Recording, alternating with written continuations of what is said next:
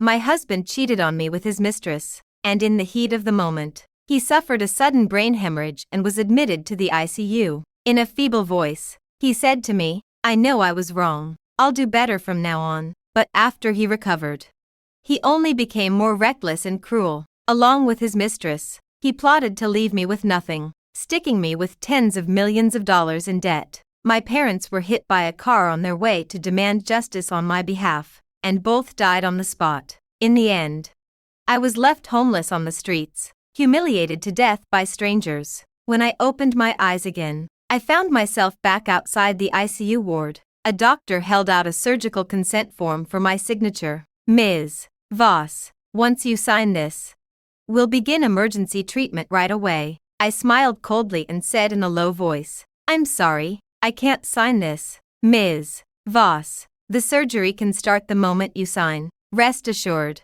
our chief of surgery will be leading the procedure. The success rate is as high as 80%. I jolted awake amid the doctor's urgent urging, staring down at the stack of papers in my hands, confusion swirling in my eyes. Inside the ICU, a team of medical staff bustled around, and my husband lay motionless on the hospital bed. "Mrs. Hale, hurry up and sign. Mr. Hale's condition can't wait any longer." I was jostled by a push on my shoulder, and I snapped back to reality. It was Mia Torres. I'd been reborn. In my past life, Graham Hale had been cheating on me with his secretary, Mia. Their reckless, overheated tryst had sent his blood pressure soaring, triggering the brain hemorrhage. By the time I rushed to the hospital, he was already in the ICU fighting for his life. Knowing his affair could no longer be hidden, Graham had clutched my hand and apologized over and over. He said he was wrong, that he'd never do it again.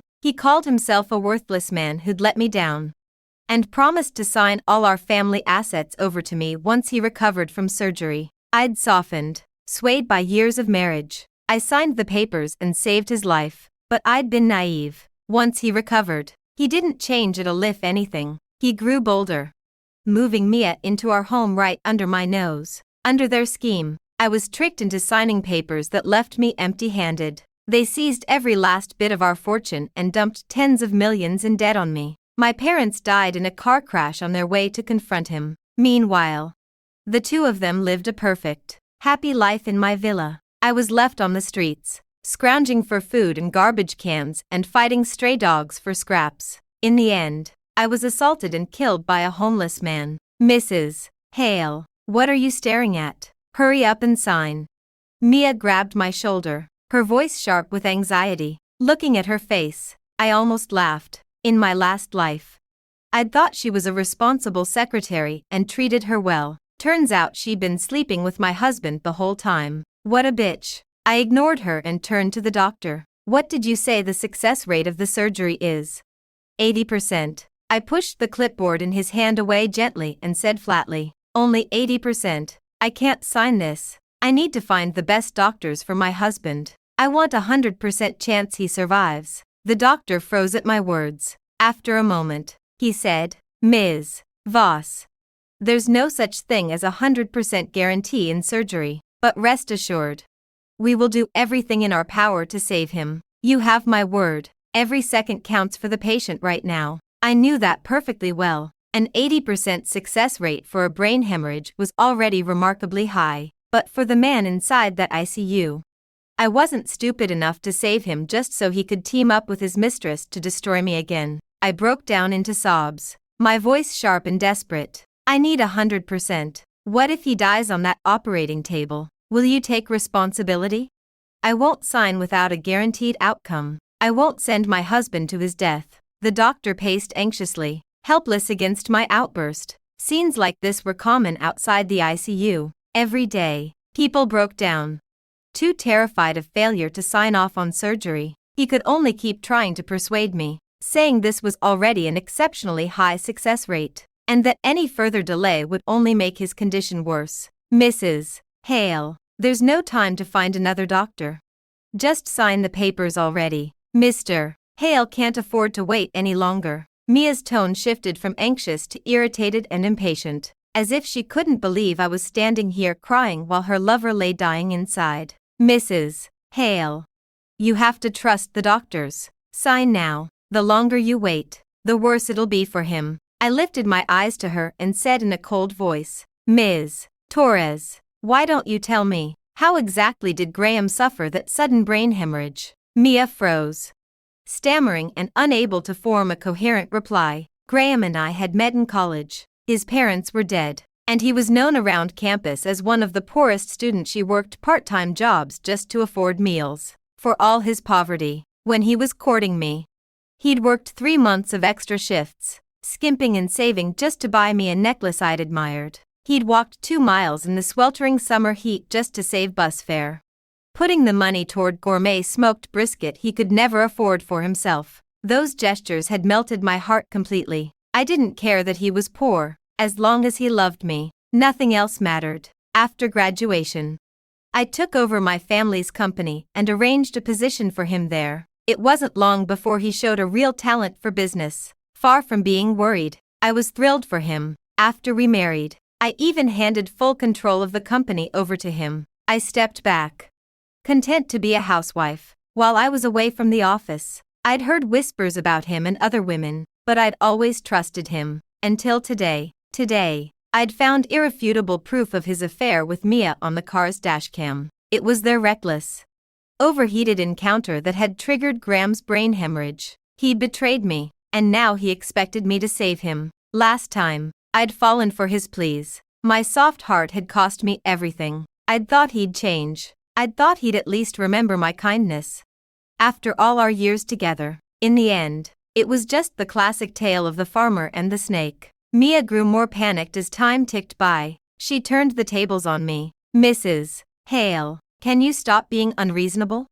I know why you won't sign. You suspect Mr. Hale's cheating on you, but that's just suspicion. I'm his secretary, and I can guarantee there's no other woman. Now sign the papers, will you? At her words, the people around us started murmuring. They thought I was an unreasonable wife, kicking a man when he was down at his most vulnerable moment. Even the doctor looked at me with disdain. Mia thought she had the upper hand, and issued a threat. Mrs. Hale, I hope you understand the law. If Mr. Hale dies because you refuse to sign, you'll be held legally responsible. Even if he has no family left, I'll see that justice is served for him. I burst out laughing at that. Ms. Torres, I asked you why Graham had that brain hemorrhage, and you didn't answer me. There are so many people here. Why don't we give them a show? With that, I pulled out my phone and pulled up the dashcam footage. My dashcam recorded audio, and Mia's breathy, moaning voice echoed out across the waiting area outside the operating room. Everyone could hear the messy, gasping sounds clearly. Mr. Hale, do you think that frumpy old ball and chain will be mad if she finds out about us? What right does she have to be mad? Don't mention her, she's bad luck. The lewd dialogue. The sounds of their bodies moving, disgusting, chaotic, impossible to miss. Everyone present stared in stunned silence. I looked at Mia with a mocking smile. Ms. Torres, I'm not going to press charges for the affair, but if anything happens to my husband, you'll be the one paying with your life. You ruined my last life. This time, neither of you is getting away. The crowd's gaze shifted sharply to Mia once they saw my phone. The evidence was irrefutable. There was no way she could talk her way out of this. Mia's eyes went wide, staring at me in disbelief. She'd probably never expected the woman she'd always seen as a doormat would suddenly stand up for herself like this. She's the reason he's in the ICU, and she's yelling at his wife. Where does she get the nerve? I was wondering why she was in such a rush to save him. Thought she cared about him. Bullshit. She's scared she'll go to jail for manslaughter. Shameless woman. She deserves 10 years in prison, minimum. The crowd muttered and jeered, all of them turning on Mia. This was quite the eye-opener for them. Faced with the wave of accusations, Mia burst into tears. Sweetie, you should just pull the plug. Why save a man like that? That's right. Let him die in there. If he lives, he'll just keep hurting people. A group of onlookers said sympathetically, urging me to give up. But I shook my head firmly. My husband may have wronged me, but I can't give up on him. Not only won't I sign a do not resuscitate order, I am going to find him the best doctors available. After all these years of marriage, how could I just stand by and watch him die? With that, I held up my phone and started making calls, reaching out to specialists right there in front of everyone. The crowd nodded approvingly, praising me for being loyal and kind-hearted. Ms. Voss. Now isn't the time to be calling other doctors. Shut up. I cut the doctor off mid-sentence. If you can't guarantee 100% success, how am I supposed to trust my husband's life to you? It's not like I can't afford better care. I snapped at him and was about to make another call when another doctor rushed out of the ICU. Family. Where's the next of kin? The patient has regained consciousness briefly. He wants to speak to his family. I said I was his wife and followed him inside immediately. Mia tried to follow, but was stopped at the door. She wasn't family. The ICU hummed with the beep and whir of medical equipment. Graham lay on the bed, tubes snaking all over his body. This was the second time I'd seen him like this. Last time, for all my anger at his betrayal, I was only human. I'd let our years together soften me, and I'd signed to save him. And what had I gotten for it? A destroyed family, and death on the side of the road. I stared at him coldly. He reached a trembling hand toward me, panic in his eyes, sickened by the touch. I stepped back. Wife. I'm sorry, it was Mia. She seduced me. That week, familiar line played out again, word for word. I laughed bitterly at how stupid I'd been last time, falling for his lies. He must have heard the commotion outside, because he went on pleading. Wife.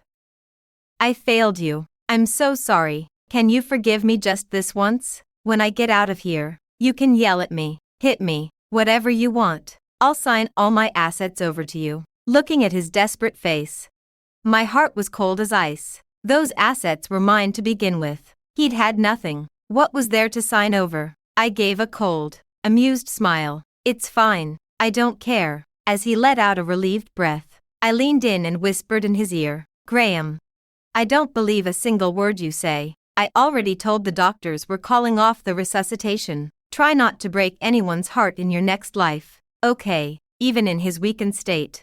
Graham's eyes flew wide. He summoned every last bit of strength to speak. Get Mia.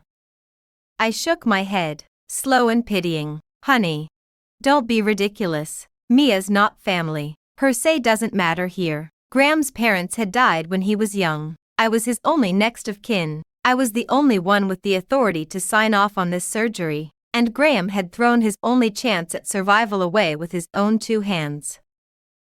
Oh, and by the way, isn't she pregnant? I looked into it. The kid's not yours. She's been seeing another guy on the side. A kept boy toy of her own, already barely hanging on. Graham's blood pressure spiked at my words. His eyes rolled back, and he passed out cold. Patients crashing. Stat. Prepare for emergency resuscitation, the doctor shouted. I was escorted out of the ICU, watching as the medical team flew into action. I knew Graham probably wouldn't make it this time. Sure enough, only 10 minutes later, the ICU doors swung open. The resuscitation had failed. Graham was gone. In an instant, a weight lifted off my chest. The rage and grief I'd carried for so long finally released. A short distance away, Mia snapped completely. She lunged at me, grabbing my shoulders with a snarl. You did this. You killed him. You evil woman, you'll pay for this. I didn't hold back. I slapped her hard across the face. You're just a mistress. What gives you the right to run your mouth at me? How dare you yell at me and put all the blame on me? Don't you forget you're the reason he ended up in the hospital in the first place. Mia stared daggers at me, pure hatred in her eyes. Then why wouldn't you sign? You just let him die so you could steal all his money. That's what this was all about. You cruel bitch. All at once, the crowd turned to look at me. Some seemed to think she had a point. My behavior did look an awful lot like someone plotting to seize their spouse's estate. I didn't mince words. I raised my voice for everyone to hear. My husband grew up poor, could barely afford to eat. That company, those cars, that villa, all of it came from me. Can you believe he had the nerve to live off me, use my money, and spend it on another woman? Tell me what kind of man does that? Do you really think I'd kill him over chump change like that? The crowd roared with agreement at my words. The money was mine to begin with. Why would I murder him for it? It made no sense at all. The onlookers began cursing Graham for his shamelessness. A kept man cheating on his wife who pays for everything. Good riddance. He got what he deserved. Mia stood there, too ashamed to say a word. I looked at her furious face and showed no mercy. You say I let him die. I laughed coldly. Every word she said tried to position herself on the moral high ground. But I knew the truth. She didn't care about Graham at all. She just knew that if he died, she wouldn't get a dime. All she cared about was money. Which of your little eyes saw me let him die? I've been on the phone non-stop, reaching out to top specialists across the country. What have you done, besides stand there crying and blaming me? What right do you have to say anything? Mia had no comeback. She could only stare at me with venom in her eyes. I snorted internally. Two can play the nice girl act. I've lived 2 whole lives. A cheap mistress like her doesn't stand a chance. Now that you mention it. She hasn't done a single thing except yell at everyone else. Right, all talk, no action. Says she cares about him, but words are cheap. The crowd murmured, and Mia had no defense. I stared at her coldly, feeling not a flicker of sympathy. Last life. She'd destroyed my family and left me homeless on the streets. She'd been far crueler to me than this. A little public shaming. This was nothing, no matter what. You killed him. You're a murderer. Mia snarled through gritted teeth. I almost laughed out loud. A murderer. Ridiculous. Fine, let's call the police. Then, I pulled out my phone, ready to dial. I'd love to see who ends up in jail. If you hadn't put him in that ICU with your little stunt, would he be dead? All I did was try to find him the best care. If we missed the window. How is that my fault? The other families in the waiting room chimed in, calling Mia out for her shamelessness. Some even pulled out their phones to post about it on social media. Guys, look at this shameless woman. She put her lover in the hospital. And now she's blaming his wife. Unbelievable. Everyone remember this face, this homewrecker. Mistress attacks the wife after her lover dies. Mad she can't get any money. As the jeers grew louder, Mia couldn't stand it any longer. She shot me one last hateful glare. Spat out a threat that I'd regret this. And fled the scene in disgrace. I put my phone away. I wasn't actually going to call the police. Arresting her now would be too easy. She deserved worse. When my parents heard the news that Graham had died from a brain hemorrhage during an affair, they were furious. They said the bastard had gotten what he deserved, and vowed to make Mia pay for what she'd done. Looking at my parents' angry, protective faces, my chest felt warm. In every life, they'd always done everything they could for me. Thankfully, this time they wouldn't die in a car crash trying to defend me. I told them not to get involved. I'd handle this myself. After wrapping up Graham's funeral arrangements, I launched an internal investigation into the company. What I found was worse than I'd imagined. The two of them had been siphoning funds for a long time. I'd just never noticed. Mia, in particular, had taken huge sums of money from Graham. Did she really think I wouldn't find out?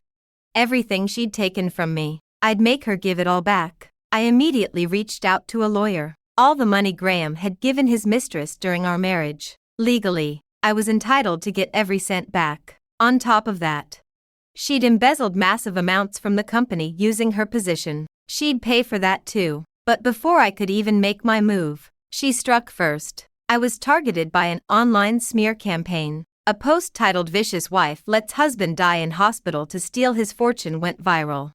Pushed along by paid accounts, the post painted me as a monster who'd do anything for money. It claimed I was controlling and cruel, that I wouldn't let Graham speak to other women, that I'd make him sleep on the couch if he came home late, and her and Graham.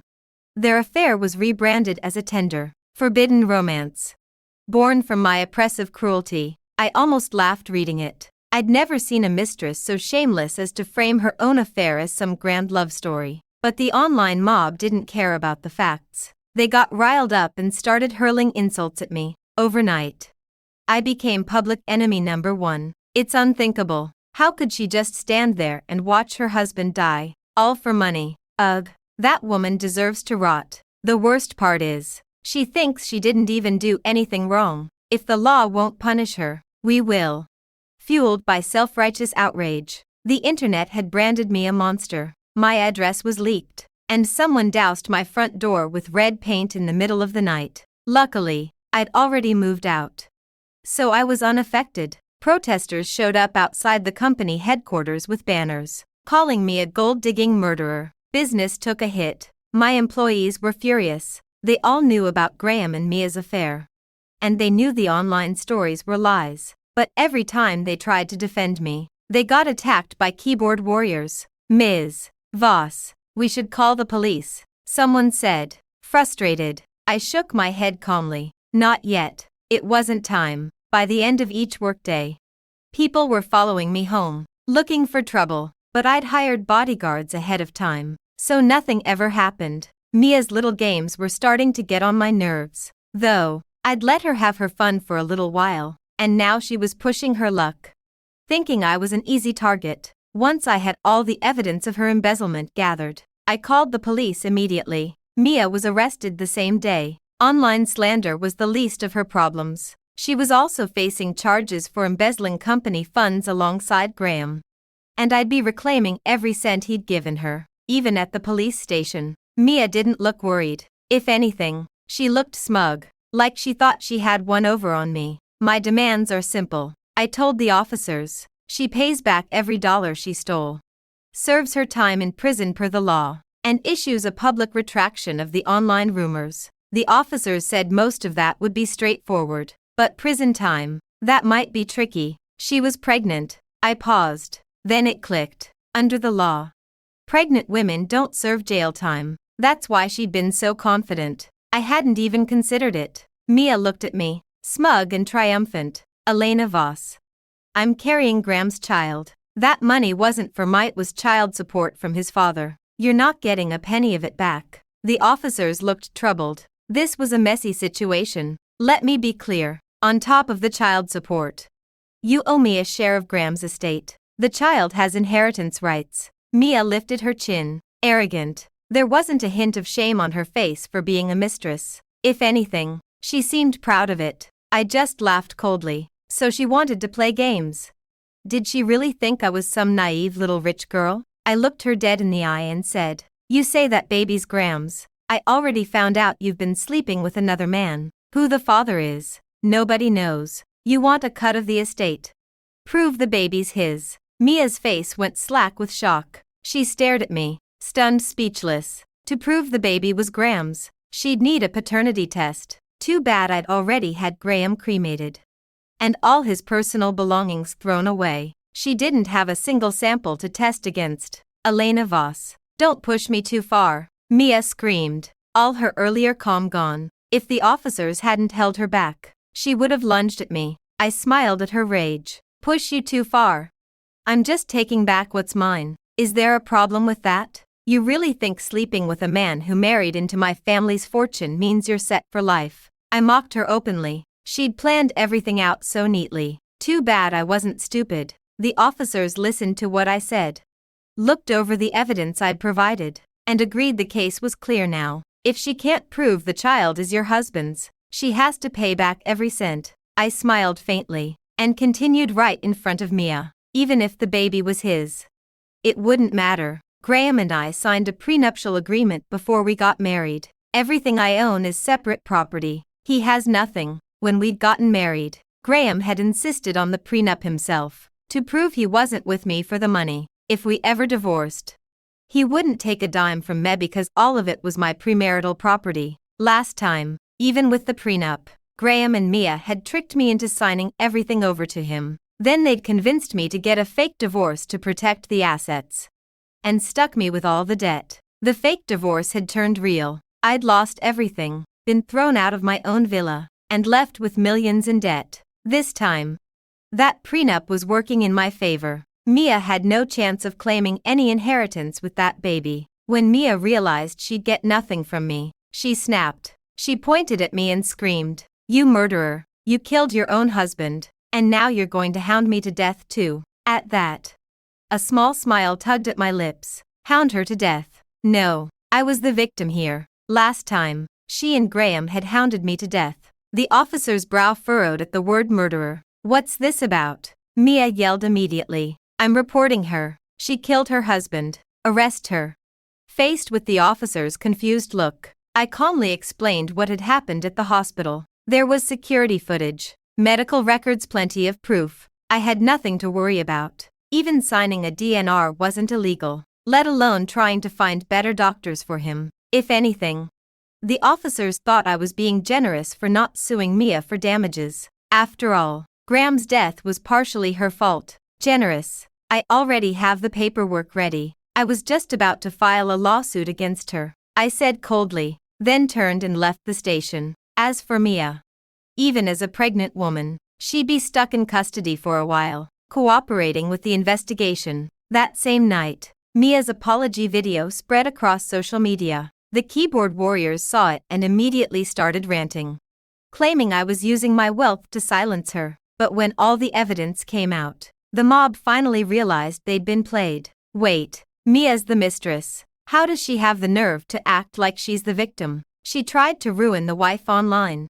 This is insane. That dead guy totally had it coming. I feel so bad for Ms. Voss. In just one night, Mia went from hero to villain, just like I had been. Good thing she was in police custody, otherwise the crowd would have chased her down and beaten her. 3 months later, Mia's sentence came down. For embezzling such a large sum, she was sentenced to 8 years in prison. But because of her pregnancy, she wouldn't serve time behind bars. That didn't mean life was easy for her on the outside, though. She'd been ordered to pay back all the money she owed, and the enforcement left her barely scraping by. She'd never known hardship before, and life became brutal. The other man she'd been seeing while with Graham, he wanted nothing to do with her anymore. When Mia had money, he'd fawned all over her. Now she was broke, and nobody even knew who the baby's father was. He grew sick of her, hitting her and yelling at her every day. 5 months later, I heard the news by chance. Mia was dead, right before she was due to give birth. She'd gotten into a fight with the man she was living with. Already disgusted with her, he'd shoved her hard, and she'd fallen down the stairs. The fall killed both her and her unborn child. Hearing how it ended, I finally let out a long, slow breath. Graham and Mia had destroyed me so thoroughly in my last life. This time, their fates were nothing less than they deserved.